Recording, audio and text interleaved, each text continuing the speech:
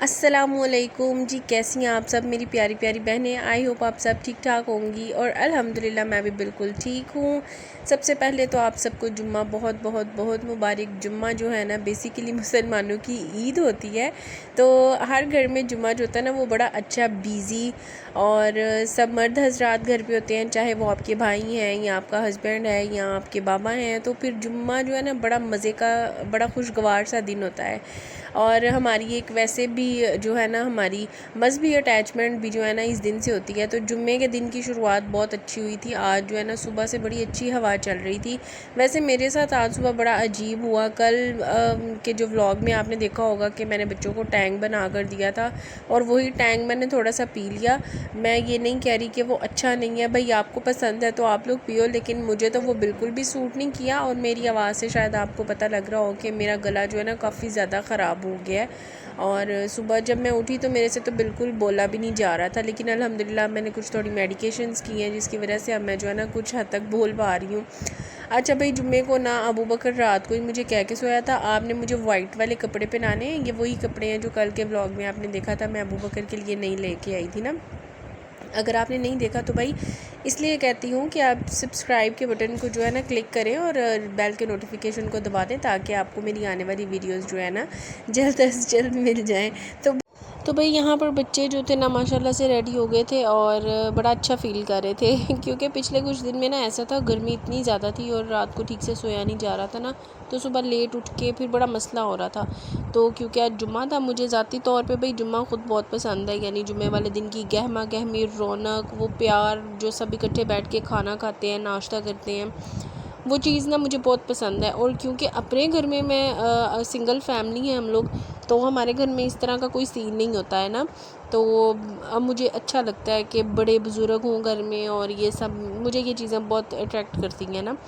क्योंकि हम मैंने तकरीबन अपनी ज़िंदगी के 21-22 साल जो है ना वो जॉइंट फैमिली में ही गुजारे हैं। मेरी अपनी शादी से पहले भी जो है ना हम जॉइंट फैमिली में ही रहा करते थे। जस्ट मेरा ख्याल शायद साल या 2 साल था मेरी शादी से पहले जब हम लोग सेपरेट हुए थे, यानी मेरे अम्मी अब्बू अपने भाइयों से जो है ना सेपरेट हुए थे।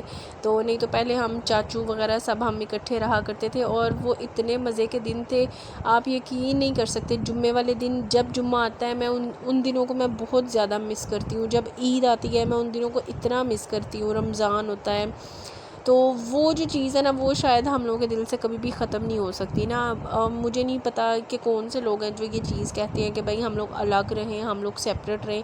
अलग रहना, सेपरेट रहना बहुत ही मुश्किल है और जो प्यार मोहब्बत इकट्ठे रहने में है ना वो और किसी चीज़ में भी नहीं है। तो अबू बकर को माशाल्लाह इतना प्यारा लग रहा था। इसने पहली दफ़ा जो है ना लॉन्ग निकर और इस तरह की ड्रेसिंग ना इसने पहली दफ़ा की है। मुझे काफ़ी टाइम से दिल था कि मैं इसके लिए ना इस तरह के कपड़े लेकर आऊँ, लेकिन बस चांस ही नहीं बन रहा था।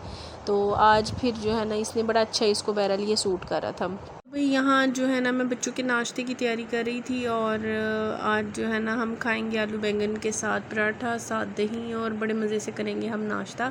इस नाश्ते का ना मुझे रात से ही इंतज़ार था क्योंकि रात को आलू बैंगन बने थे और बड़े मज़े के थे। तो मेरे जहन में ये था कि रात को ही मैंने सोच लिया था कि सुबह इसके साथ जो है ना लच्छे वाले पराठे बनाएंगे।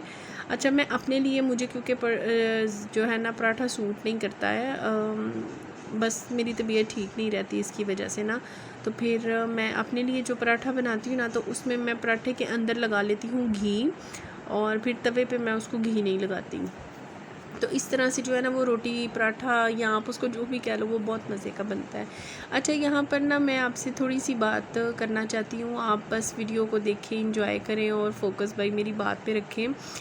अच्छा, मैंने ना मेरा अपना ज़ाती ज़िंदगी का ये तजुर्बा है, क्या क्यों कब कैसे, खैर वो सब तो डिस्कस मैं यहाँ नहीं करना चाहूँगी, लेकिन मैं बस ना एक चीज़ से बहुत ज़्यादा परेशान होती हूँ। मतलब देखिए, अगर हम कुछ ऐसा कर रहे हैं ना कि जिससे किसी अगले इंसान की ज़िंदगी ख़राब हो रही है, तो मुझे नहीं समझ आती कि अगर वो काम हम अपनी औलाद के लिए कर रहे हैं, या अगर वो काम हम अपनी ज़ाती खुशियों के लिए कर रहे हैं, या अपनी फ़ैमिली के लिए, या अपने हस्बैंड के लिए, या अगर हम वो काम किसी अगले बंदे की ज़िंदगी को ख़राब करके कर रहे हैं ना, तो मेरी समझ से बाहर है ये चीज़ कि किस तरह लोग उस काम में खुश रहते हैं।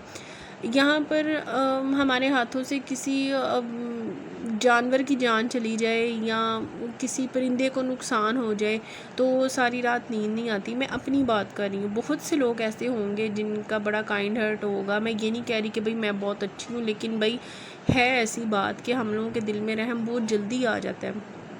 तो मेरी समझ से बाहर है कि लोग किस तरह इतने बड़े फ़ैसले ये सोचे समझे बगैर कर देते हैं कि भाई इन फ़ैसलों का जो है ना नतीजा क्या निकलेगा या अगले बंदे की ज़िंदगी पे इनका इम्पेक्ट क्या पड़ेगा। तो बहुत से मामलात इस तरह के हैं कि जिसकी वजह से मुझे बहुत प्रॉब्लम्स फ़ेस करनी पड़ी हैं और मैं उन प्रॉब्लम्स को अब तक फ़ेस कर रही हूँ। और मेरे दिल में किसी के लिए ये बात नहीं होती कि इसने हमारे साथ ऐसा क्यों किया या हमारे साथ ऐसे करने की वजह क्या थी या मैं उनको बुरा भला किसी चाहे वो कोई भी है, ये सब तो मैं यहाँ डिस्कस नहीं करूँगी। लेकिन मैं इतना ज़रूर कहती हूँ कि भाई अगर हम किसी को नीचे गिरा के उस पर पाँव रख के हम अगले कदम ऊपर चढ़ रहे हैं ना, तो यकीन करें हम उसी ऊंचाई से उसी तरीके से गिरेंगे जिस तरीके से हमने अगले बंदे को गिराया है। ठीक है, हम कभी भी ये नहीं सोचते कि हम अगले बंदे के फ्यूचर को अंधेरे में डाल के जो फ़ैसले हम लोग कर रहे हैं उन फ़ैसलों से हमें कभी भी फ़ायदा होगा। ज़िंदगी में एक वक्त एक मोड़ इस तरह का ज़रूर आएगा कि हमें उस चीज़ को फ़ेस करना पड़ेगा दोबारा।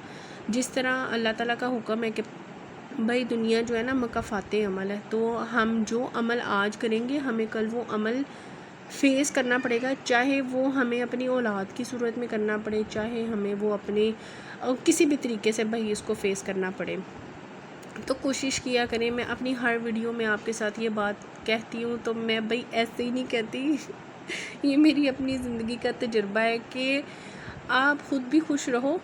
ठीक है, अपनी खुशियों पे कंप्रोमाइज़ मत करो, लेकिन आप अगलों को भी खुश रहने दो। ठीक है, आप कभी भी ऐसा अमल ना करो कि आप अगर किसी को ना खुश करके अपनी खुशियाँ ढूंढ रहे हो ना, तो भाई आपको ऐसे आपकी खुशियाँ मिलने वाली नहीं हैं।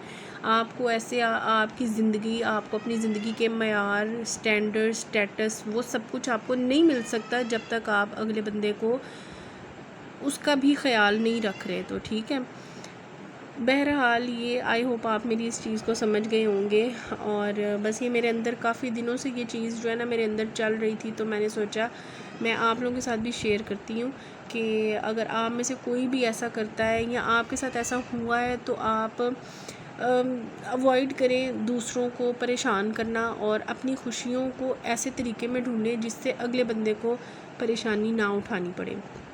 सो भाई यहाँ पे हो रही थी रात के खाने की तैयारी और मैंने लगा ली थी वॉशिंग मशीन लगा ली थी भाई मैंने सीधे लफ्ज़ों में बोलो तो वॉशिंग की मैंने और फिर मैं काफ़ी ज़्यादा थक गई थी और रात को जो है ना पाए बनने लगे थे, बड़े पाए बनने लगे थे जो कि मैंने नहीं थे खाने। तो मैंने कहा सोचा आपके साथ मैं थोड़ा सा क्लिप शेयर कर दूं। बस कपड़े वगैरह सब धुल गए थे तो मैं शाम हो रही थी तो मैं कपड़े उतार नहीं थी, क्योंकि आजकल ना 2 दिन से रात को काफ़ी तेज़ हवा चलने लग जाती है।